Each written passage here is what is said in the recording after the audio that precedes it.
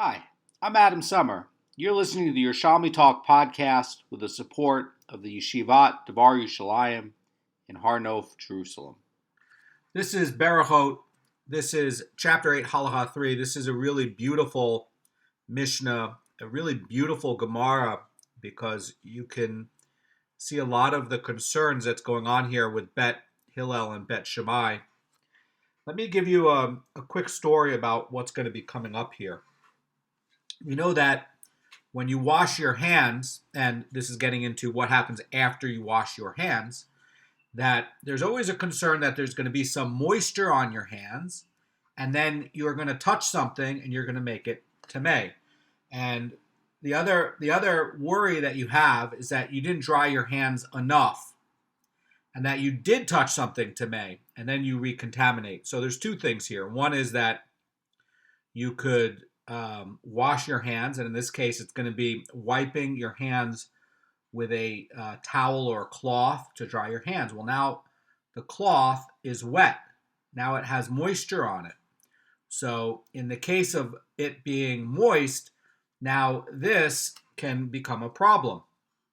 So in the case that we're going to be talking about, the Mishnah is going to be dealing with the following case, right? It's going to be talking about where we're worried. Both Beit Hillel and Beit Shammai is going to be worrying about this, where you have a damp cloth, like a towel, after you washed your hands for netalat yadayim, before you're doing the bread, and you put this wet towel onto the cushion. Now, the idea is that they're going to be worried that this towel that's going to be there on the cushion could transmit Tumah from the cushion to the hands. Now, if you're sitting on a cushion, there's a lot of laws, like if a Zav sat there or a Nida sat there, that they can make this cushion tamei. And so now it's using the word cushion in the Mishnah. The cushion could become tamei by a Nida sitting on it, or someone who is a Zav or Zava. And so what can happen is, and by the way, Zav is very, very serious. First of all, the Torah talks about the seriousness of it, and it's an Tumah, and you have to. It's a long procedure to get fixed from it, and basically everything you touch, you make tamei. It's a big mess. Being a Zav is a big mess. So we have another shiur where we talk about what is a Zav, what is a Zava, how it works. Anyway. So what happens is like this. So the Gemara and the Mishnah is going to be worrying about this clarification on why placing the cloth on the table doesn't pose any concern of Tumah, but that there's an issue about when you're putting it on the cushion. Now, when you're putting this damp cloth on the table, nobody has a worry about that. Not Beit Hillel, but not Beit Shammai. The worry is about this cushion that could become tamei. And, we have a couple of things going on here. After you dry your hands with a cloth, a lot of times you'll put it on the table so that it'll be easy for you to go wipe your hands like a napkin during the meal. But Beit Shammai, Beit Hillel doesn't allow, or Beit Shammai is not going to allow you to put that damp cloth on the cushion. The Gemara is going to get into the reasoning behind this about the tamei part. But again, we're not dealing with a tablecloth that's a little bit damp that was put onto the table. Why would that be? Why would even not Beit Shammai worry about this? Well, let me explain. So you already washed your hands for netalat yadayim, and the sages put in an ordinance d'Rabbanan that your hands are always going to be a sheni, because they're always touching things, touching this, touching that, scratching your head, scratching this. Well, you just washed your hands, so your hands are fine, okay? Now, this towel presumably is fine and also became moist. Well, they put it on the table. Well, if you touch a damp towel from the table, it didn't contaminate your hands. You've washed the tumah off your hands. So there's really nothing on that table to makabel tumah, to bring tumah onto your hands or from the towel or something like that. There is a worry, though, that if you have a cushion where there was a zava that sat on it, or a zav that sat on it, or Nita sat on it, and then they put this wet towel onto this cushion, and now this damp towel is there and you pick it up, now that's going to be what we're dealing with. What are you going to do there? Gemara is going to explain it. Here's how the Mishnah goes with this dispute between Bet Shammai and Bet Hillel on the meal. Bet Shammai says in this Mishnah, after someone washes netalat yadayim, he wipes his hands with the cloth and he places it on the table. And again, you're putting it on the table because maybe you're going to use it for food in the future. Like you were touching something, your hands are a little bit greasy, you want to wipe it off. Okay, no problem. And the idea here is that he can put it on the table, right? You catch that? Very precise. It goes there. Either you can leave it where the washing station is, or you can put it on the table, but you can't put it anywhere else. You have to leave it there. Why is it that way? Because, again, according to the meal, there's nothing there that could seep in where you could get tumah in this process. All the food presumably is going to be tahor. The plates are tahor, presumably. The people, they wash their hands. It's on the table, perhaps whatever the table is made out of. And the even if this is a little bit damp from drying off your hands, you didn't touch anything, and this cloth isn't on something that's tameh. Nowhere in this process being on this table is it a case where it can become tameh. The issue Bet Shammai has is what happens now when it goes on the cloth, on the cushion. And this is the point. Bet Shammai says you put it on the table. Very, very specific to the formulation of Bet Shammai. Not accidental, it's so precise because he's trying to foreclose any other option. Bet Shammai is trying to foreclose any other option that it could go anywhere else, because then you can have possibilities of tumah entering into this process of the meal. That's the point. The Mishnah continues and says, but Bet Shammai says that he may place this damp cloth on the cushion upon which he's even reclining. So there's no disagreement with anybody that you can take this damp cloth and put it onto the table. Bet Hillel agrees with that. Bet Shammai does not allow this damp cloth to be placed onto your cushion. Now, we're going to get into the debate on why. So, again, this is hinging on whether the cloth that's put onto the cushion could somehow transfer tumah to the hands, tumah from the cushion to the hands.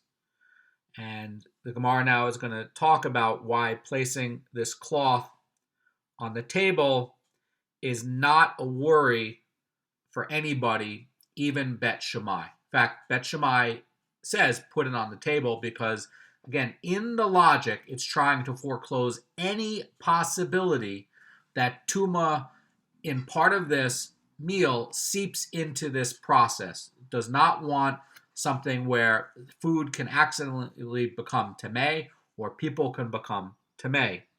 So the Mishnah starts off and says, the Mishnah is referring to a table of marble or one that is made of detachable parts which does not contract tumah. Very important point.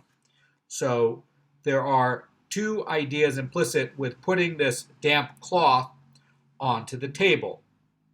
And there's two possible cases where a table is definitely going to be tahor, right? So you can have many cases like a bed or other tools that have a specific use, even a table, even a chair.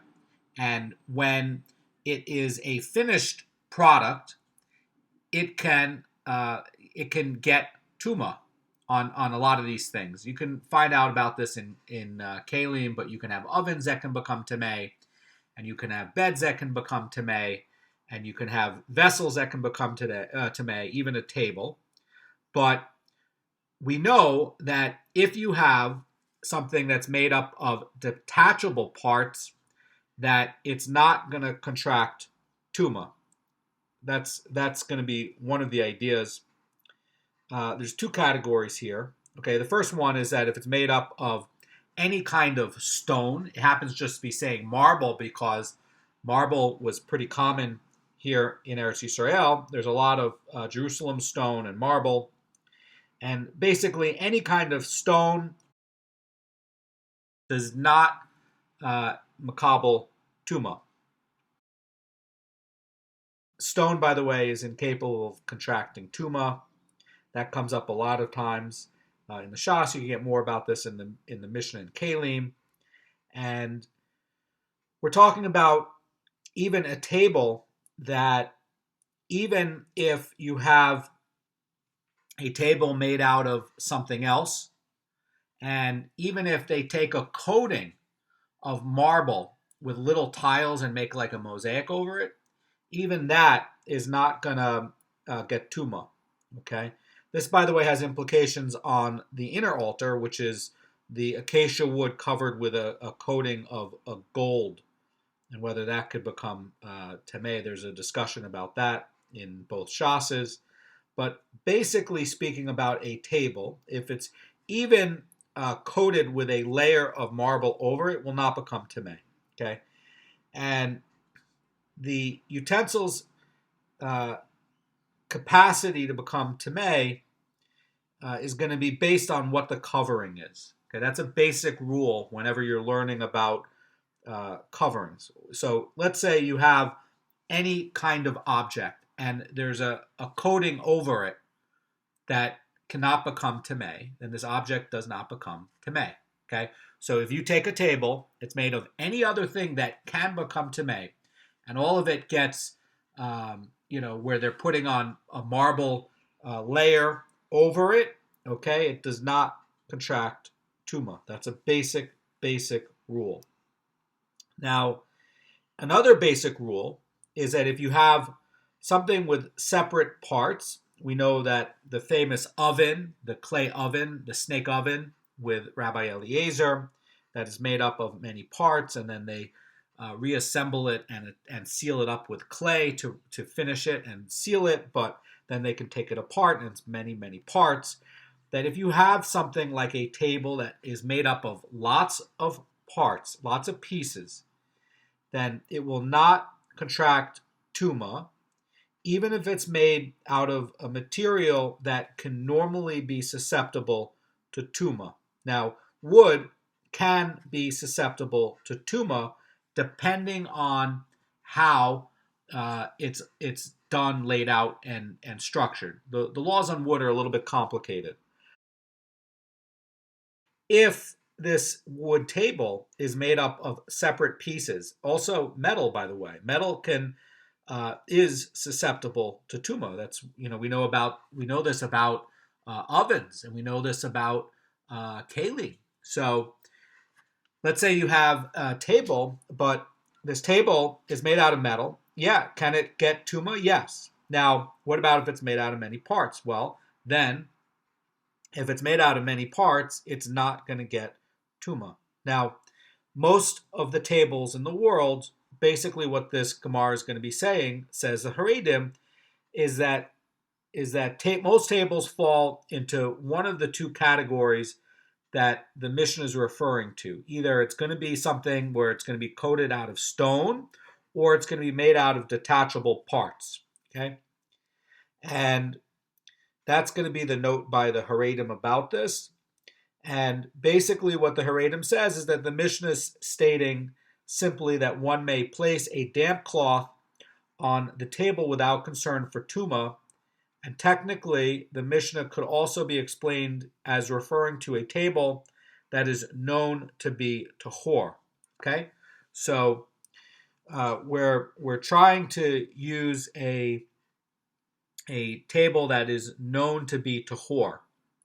That's going to be the idea on why there's no disagreement. Okay, we're not concerned about a table that can be tameh. If you have a table for some strange reason, you can go through the laws on kalim and you can lay out a table that dafka can become tameh. And it's constructed as a single stamped metal piece, okay? It's a single stamped metal piece. Maybe it's a small coffee table or something like that. Could that become tameh? Yes. Yes, that can. And so if you threw a damp cloth onto that metal table, well, then Bet Shammai's formulation is going to be saying that, well, it would be like putting it on a cushion because you're worried now about this damp cloth becoming and catching and getting tumah and spreading it throughout the meal. We are talking about a table that is known to be tahor. That's the idea. Now, the Gemara is going to explain the idea behind this dispute in this Mishnah. And the Gemara says, what is the reason of Bet Shammai? In other words, what this is asking is, why are they holding that it's not allowed to place a damp cloth on the cushion? But we know that Beit Hillel says it's possible. What's the point of why Bet Shammai is saying that you can't take this wet cloth after you washed your hands and put it on the cushion? What's the idea?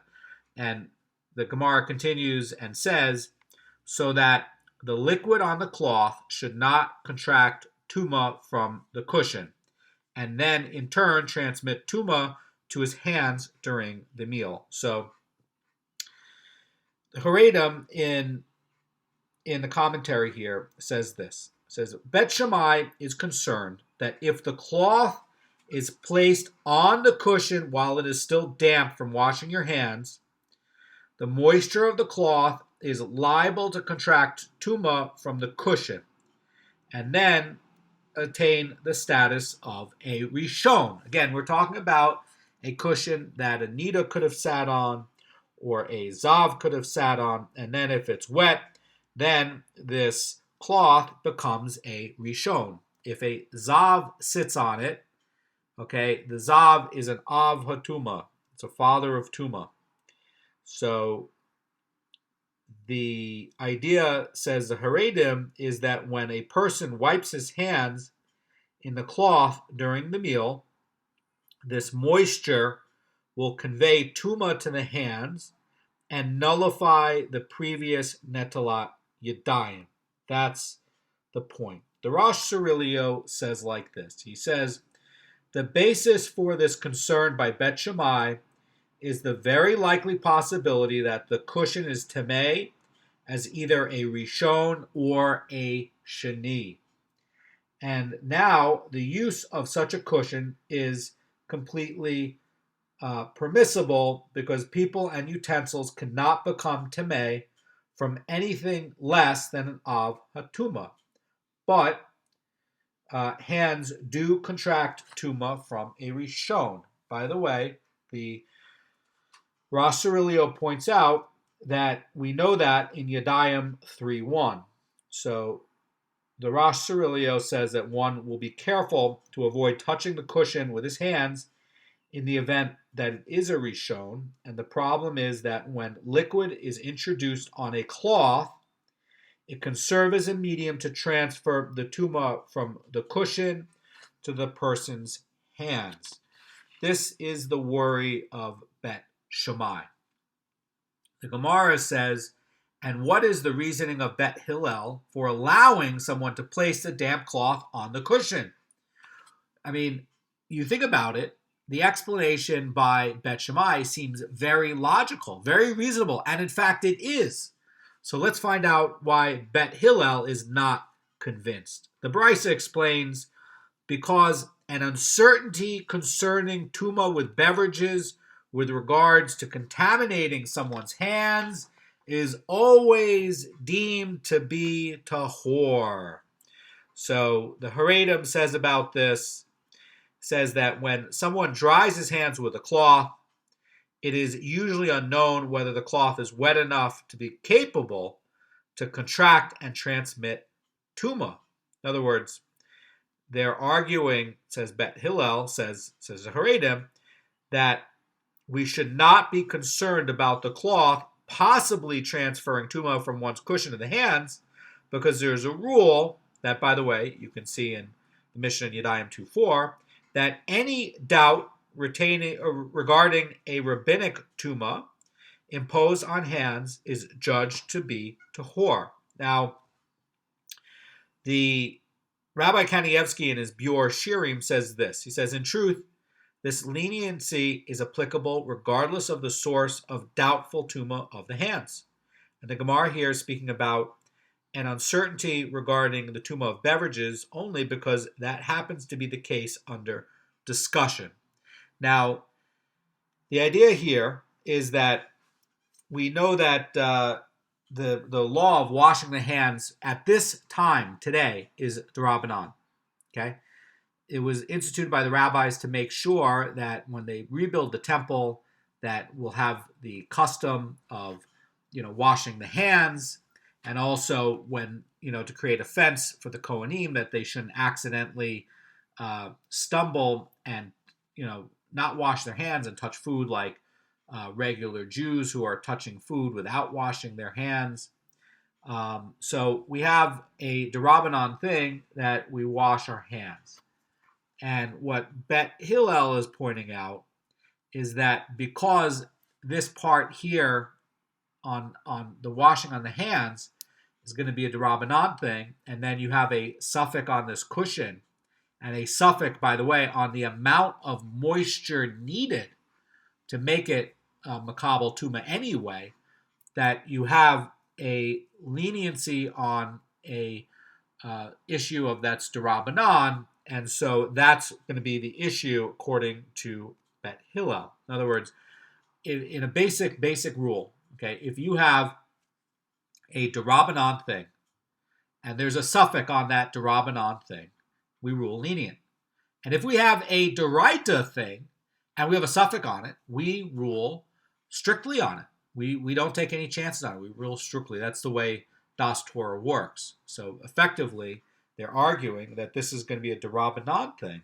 And all of the issues about this regarding doubt, dealing with rabbinic Tumah, is going to be, with regards to hands, judged to be tahor. And, by the way, there's a Mishnah in Yadayim 2:4 that's going to be stating that. That's the first point by Beit Hillel. And, by the way, this is why you really need to be studying Beit Hillel and Beit Shammai, because guess what? When the temple is rebuilt, and it will be, and the laws of Taharos are back on the table, guess what? Beit Shammai's reasoning is totally valid. That's a totally real possibility, and you're going to have real issues with if you have a damp towel that gets put onto a cushion and then you touch it during the meal, you have a real issue there. You have a real issue. That's going to be in a future time. That's not today. Anyway, there's another point, says the Gemara. Continues and says, there is no Tumah transmission from hands to chulin food. Now, let's get into the chulin food. Let's explain this. And here's the basic idea. Okay, you have chulin food, which is not kodesh.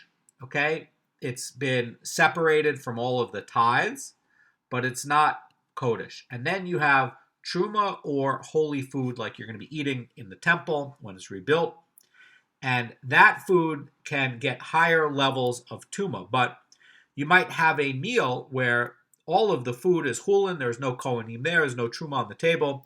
You're not eating in the Pesach or something like that where you have to worry about eating holy food. So the other point that Beit Hillel has is that there's no transmission from hands to chulin food. Now the idea is that hands are always going to be classified as a sheni. Okay, that's going to be the second level of tumah. Okay, and the point here is that this level of sheni cannot contaminate chulin. It can contaminate truma, but it cannot contaminate chulin. If you have a rishon that touches, if the hands are an avha tumah or the person's an avatuma, the hands are avatuma, and you touch the chulin, did you make it tameh? Yes. If your hands are a rishon and they touch the chulin food, can you make it a sheni? Yes. But if your hands are a sheni and your hands touch chulin, it cannot make it a sheni. If your hands are a sheni and you touch truma, you can make the truma a shlishi. That's the rule. The Gemara is going to be basically dealing with this idea that although someone who eats a meal of chulin is initially required to wash their hands with netalat yadayim, we are not concerned about the possibility of the hands becoming tameh on this damp cloth that was placed on the cushion. Okay, and again, this second reason, Beit Hillel is effectively arguing like this. He's basically saying that even if the law were in fact that uncertainties regarding the tumah of hands are judged to be tameh, which by the way would be the opposite of what the Mishnah says in Yadayim 2:4, the ruling here on the cloth would still be correct according to Beit Hillel, because they are saying that the decree of Netalat Yadayim is dealing with truma food, which is capable of becoming tameh when it touches a sheni. Now you can see all about that in the Mishnahs and Taharos, and the idea is that when the sages are declaring that unwashed hands are dealt with as a sheni, this is going to be where you're always required to wash your hands before touching, eating, handling truma. But with chulin, the decree becomes more abstract because chulin food cannot become contaminated with a sheni. That's really the emes of what's going on here. Now, I want to point out what Rabbi Kanievsky says about this particular second point of Beit Hillel. Okay, I want to from his Beur shiurim, where he explains each sugya point by point, and he's saying that Beit Hillel is asserting that when discussing cases of chulin, it is completely unreasonable to be concerned about uncertain recontamination of the hands. And this concern is appropriate only in the case, says Rabbi Kanievsky, involving truma, where the food itself is susceptible to contamination by the tameh hands. By the way, kodashim also is susceptible to become tameh from a sheni. So Rabbi Kanievsky continues and says, accordingly, in the matter under discussion that Beit Hillel is dealing with regarding a standard chulin meal, there is no reason to prohibit one from placing a damp cloth on the cushion. That's a very, very good point. The Gemara continues and says, now, does this mean that according to Bet Shammai, there is Tumah transmission from hands to chulin foods? So now they're wondering, wait a second, maybe Bet Shammai is saying that you can have a sheni hand that can contaminate chulin food. Is that going to be the case? In other words, it must be that, hey, if Bet Shammai is saying that you can't put this cloth on the cushion, and the idea is that maybe the moisture of this cloth can transmit tumah from the cushion to the person's hands through touching this cloth, or another way would be that your hands became moist from touching this cloth, and then you touch the cushion. That's another way it can happen. Probably more likely. In other words, you've picked up this damp cloth to wipe your hands, and your hands became moist, and then you put your hands back on the cushion. Your hands are definitely going to have an issue, but the question is, what about if it's just chulin food? And it must be that, they must say that, well, maybe the hands can come and contaminate chulin food. So is that what Bet Shammai is hinting at? That's going to be the question. The Gemara is going to answer this, and it's going to say, interpret Bet Shammai's view either in accordance with Rabbi Shimon ben Elazar or in accordance with Rabbi Elazar, the son of Rabbi Tzadok. In other words, this is dealing with two Tanaim who do hold that the Tamei hands are able to contaminate chulin, either always or at least in some situations. Okay, and the Haredim is going to explain this so that we get the context of it. Sometimes Yerushalmi is going to be a little bit brief, and you need the Meforshim to help you understand the context. So the Haredim is going to explain the context of what does this mean that they're referring to Bet Shammai's view in being in accordance with either Rabbi Elazar, the son of Rabbi Tzadok, or Rabbi Shimon ben Elazar. And so here's what the Haredim says. He says, the Gemara is answering that although everyone certainly agrees that a sheni cannot convey Tumah to ordinary chulin, Bet Shammai has reason to be stringent in our Mishnah because they can follow the view of either of these Tanaim. And the Gemara now is going to explain what do these Tanaim hold. So the Gemara is going to look at the first of these possibilities. Gemara says, one option is that Bet Shammai stated their ruling in accordance with Rabbi Shimon ben Elazar. For a Baraisa taught, Rabbi Shimon ben Elazar says in the name of Rabbi Meir, unwashed hands are treated as a beginning of acquired Tumah. That would be a Rishon, by the way. And with respect to Chulin, and as a Sheni with respect to Truma. So this seems to be advancing a greater degree of stringency for Chulin than for Truma. So this seems to be ending up being more strict.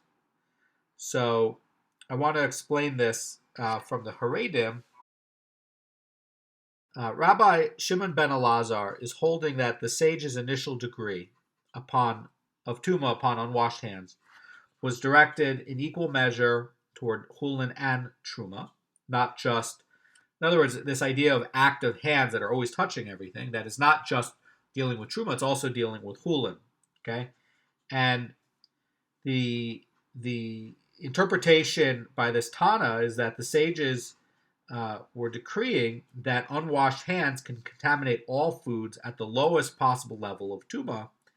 That's going to be this idea of this Tana. And the idea is, says Haredim, that for Truma, it was sufficient to give one's hands the status of a Sheni, as a Sheni is capable of contaminating Truma. But with respect to Chulin, the hands had to be given the status of a Rishon, for Chulin is not susceptible to contamination by a Sheni. And the end result, says the Haredim, is that unwashed hands would affect both Chulin and Truma in exactly the same way, and that the food would become Tamei.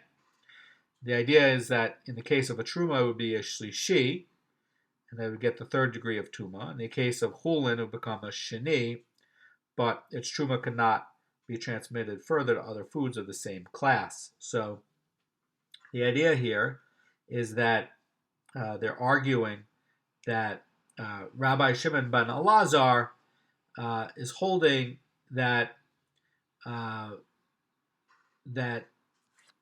there's a literal meaning in this Baraisa. The Bavli doesn't hold it that way. It doesn't hold it as being literal, but the Yerushalmi does, and that it's holding that that the Baraisa's ruling is being strict on Chulin over Truma, and basically what it's doing is it's effectively saying that, yeah, they did enact this active thing with the hands, but that in doing the active things with the hands, that if you're dealing with unwashed hands and you're touching, if you're touching food, then your hands would be classified as a Rishon, and that if you were touching, that your hands would be a Sheni only if they're touching, your hands would be a Sheni only if they're touching Truma.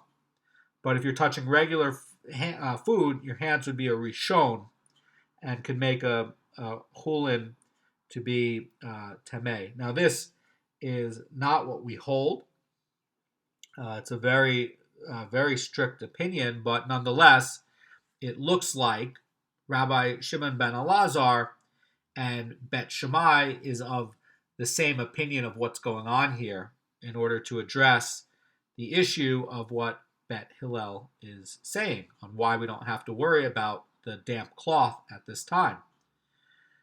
So the idea, just to read it again from the Gemara, is that Rabbi Shimon ben Elazar says in the name of Rabbi Meir, unwashed hands are treated as a beginning of acquired Tumah, as a Rishon basically, with respect to Hulin, and as a Shani with respect to Truma. So basically what they're saying is that Rabbi Shimon ben Elazar is holding that unwashed hands, which by the way would be, tameh. Everybody agrees with that, and that's instituted by the sages. That they're but they're holding that they can always contaminate Hulin because they're claiming that the hands were given the status of a rishon by the sages. That's the claim. And if Bet Shammai is going to hold to that view, then the idea is that they would be ruling that you can't put a damp cloth on the cushion because the cushion could be tameh, and then the person's hands can get tumah through the moisture of this cloth and then transmit the tumah to the chulin food. That would fit and make it where Bet Shammai's possibility can work. There's going to be another explanation of the second possibility. It's the second Tana that's brought up. And the Gemara says that perhaps Bet Shammai stated their view in accordance with Rabbi Elazar, the son of Rabbi Tzadok, because we learned in the Mishnah there. This Mishnah, by the way, that is talking about over there is in Taharos 2:8. And it says that chulin foods that were prepared according to the Torah standard of Kodesh are like ordinary chulin. And Rabbi Elazar in this Gemara, the son of Rabbi Tzadok, says they are like Truma, in that they are able to be rendered tameh on two levels of Tumah, both a Rishon and a Shani. And the Gemara continues and says it can be rendered unfit, it uses the word pasul, on a further level of Tumah, being basically a Shlishi. So the idea here, very simple, is that according to Rabbi Elazar, son of Rabbi Tzadok, chulin that is prepared, if you're going to be doing all the rules of Kodesh and Taharos, that Kodesh can become tameh as a shlishi if it's touched by tameh hands. And then if that were to be the case, the dispute in this Mishnah is dealing with a case that's involving chulin food that was prepared according to this Torah standard of Kodesh, and Bet Shammai would be basically holding the view of Rabbi Elazar, son of Rabbi Tzadok, that food is going to be capable to be contaminated by tameh hands. And basically, if that were to be true, that would be why Bet Shammai is concerned about the possibility of a damp cloth that gets placed on a cushion that will end up conveying tumah from the cushion to the person's hands. So the idea here is that you can be touching the damp cloth from the cushion. Put your hands on the cushion. Your hands are now moist, and get that. And effectively, says the Haredim, that Rabbi Elazar, son of Rabbi Tzadok, is holding that chulin foods, which were prepared on the Torah level of Kodesh, are not completely like Kodesh insofar as being the subject to the level of a Revi'i, nor are they completely like chulin insofar as they go beyond the level of a Shani. Rather, they are like Truma and are subject to a level of Shlishi, and therefore the chulin can be rendered tameh on the level of a Rishon and a Shani, and also rendered pasul on the level of a Shlishi. So this, by the way, is a very, very strict opinion that does not limit chulin to only being able to be contaminated up to the level of a shini, which is what the sages say, but they're holding that it can be rendered tameh, rendered pasul, even up to the level of a shlishi. That's the argument here, and that if that were to be true, then Bet Shammai's stringency regarding chulin and washing, for the food would be, where they're worried about contaminating chulin.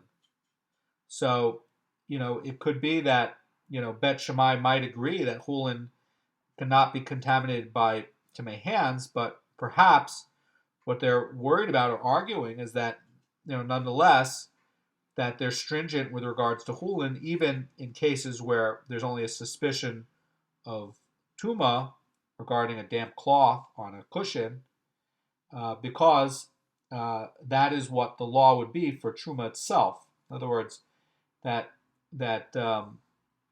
perhaps Bet Shammai might even agree that chulin could be only limited to a sheni. Now I understand, Rabbi Elazar, the son of Rabbi Tzadok, if Bet Shammai were holding that view, definitely that's if that would fit the story of Bet Shammai.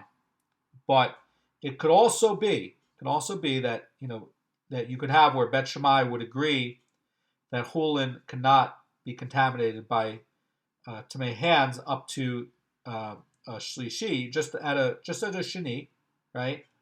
And the idea is that they're trying to be strict even on chulin because that would be the law for dealing with truma, okay? And perhaps they're also worried about rebuilding the temple and also trying to protect the Kohanim so they don't stumble, and that could be another reason for why Bet Shammai is arguing that way. In other words, there's three explanations for what could be a response for the rationale on Bet Shammai responding to Bet Hillel. Bet Shammai could respond with either one of those two Tanaim or this third option. So keep that in mind. Now, the Gemara is going to bring in another Mishnah, which will talk about this discussion.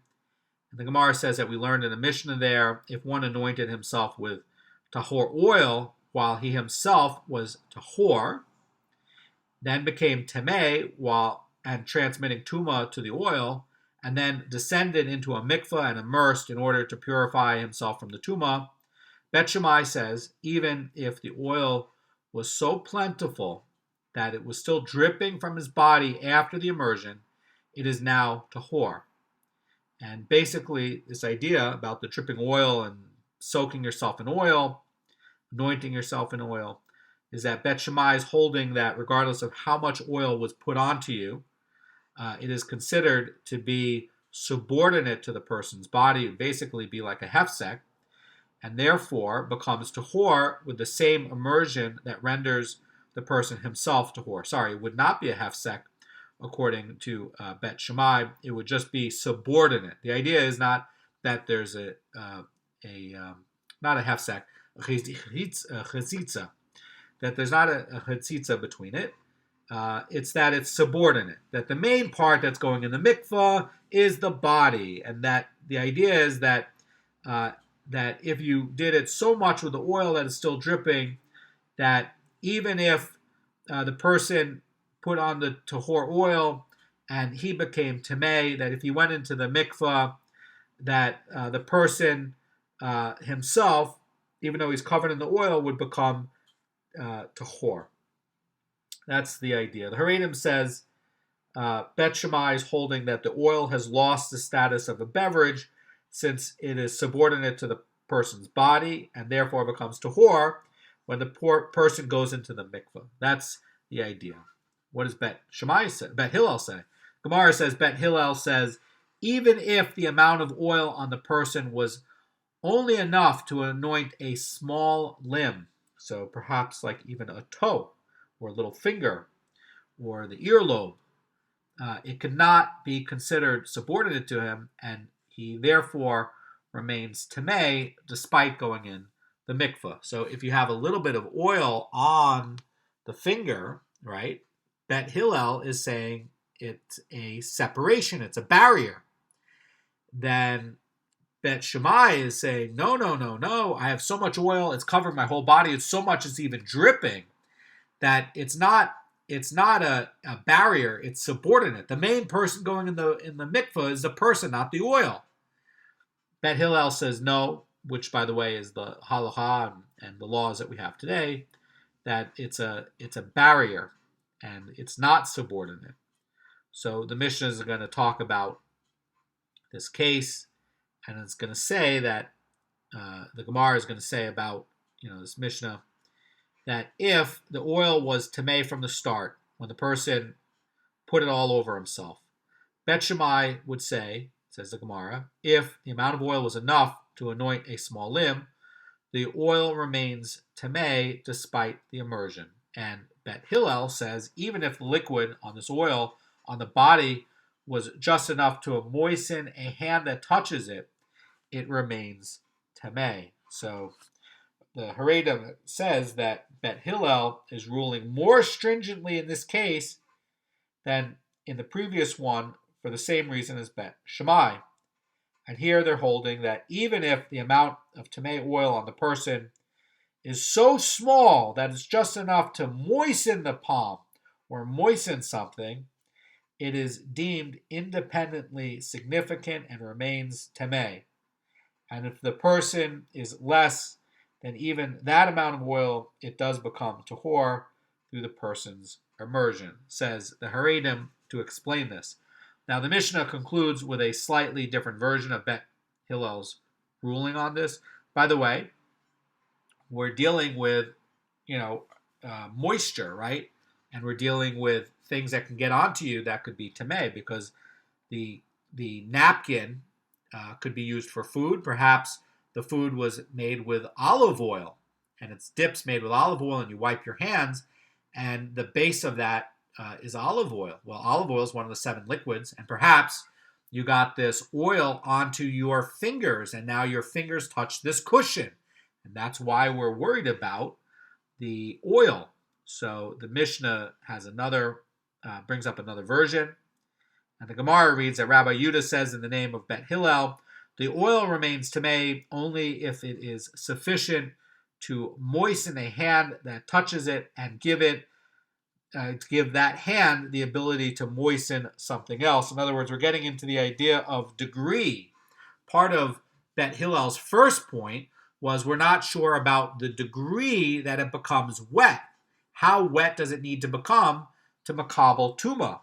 And now it's defining with regards to oil, how wet with oil, how greasy does your hand have to be able to touch this cushion after wiping your hands from touching this oily, hummusy dip that you got it all over your fingers, and now you have this olive oil-based dip that, because hummus is made with olive oil, right? It's an oil-based dip. And now you have this wet, oily dip on your fingers. You wipe it off, or then you retouch this cloth that was on it, and then you've got this oil onto your fingers, and now you touch the cushion. So how much oil is going to be that it's going to say it? And basically, Rabbi Yehuda says in the name of Beit Hillel, the oil remains tamei only if it is sufficient to moisten the hand that touches it and give that hand the ability to moisten something else. In other words, that there has to be enough liquid that if you were to touch something else, that other thing would become wet. That's the idea. Now, this, by Rabbi Yehuda, is a more lenient position than that of the previous Tana, who held that according to Beit Hillel, the oil remains tamei, even if there's only enough to moisten that which he touches with it. In other words, you're dealing with a case of one Tana is saying that it has to become wet, which is going to be more than just moist, and the other is that it just needs to become moist. So which is it? Is it going to be that it has to have so much oil on your fingers that it becomes moist, and that if you touch some other object, a second object, that becomes moist, or does it have to become wet? That second object that you touch has to become wet. And the Gemara is going to ask, and it's going to say that there's an apparent incompatibility or inconsistency regarding the position of Beit Hillel, and the Gemara, don't worry, is going to answer this, but here's the inconsistency that could be detected, or the question that comes up. And it says there, regarding the oil, they say that if there's enough to moisten a hand that touches it, it remains tameh. But here, with regards to the moisture of the cloth, they say it is tahor, even though it would surpass this minimal amount of moisture. That's the question. And by the way, this comes up also in idios, where in idios it's dealing with the strictnesses of Beit Hillel over the leniencies of Beit Shammai, where there's no dispute on it, where in all facets of understanding, in every way, that Beit Hillel is strict and Beit Shammai in every case is lenient. And so idios covers that, and this, by the way, is one of the things covered in it, and the Gemara is going to answer this question, and it's going to say, there, the oil is visibly present, so it remains tameh. And here, the moisture is absorbed into the cloth. And the idea here is that, as a practical matter, it may not be able to moisten that which it touches. And so, since you have a case where there's an uncertainty as whether the moisture is enough to allow for the conveyance of Tumah, Beit Hillel is lenient and permits the cloth to be placed on the cushion. In other words, that how much moisture do you need to have on it in order to do it? How much moisture do you need to have in order to convey Tumah? And in this, Beit Hillel is lenient, and that's why they're allowing the cloth to be placed on the cushion. This is some of the most important stuff that you can study in Judaism, because the temple is going to get rebuilt. You want to sharpen your mind. You want to get closer to Hashem. You want to get all the benefits that the Torah promises for the Jew who studies Torah. And there's no better way to do that than to study the strictnesses of Beit Hillel and the leniencies of Beit Shammai. And all of the issues that are covered here are going to be issues that will come up again when the temple's rebuilt, because we're going to need to know this stuff for when we're dealing with Kodashim and all of the sacrificial foods. Have a great day.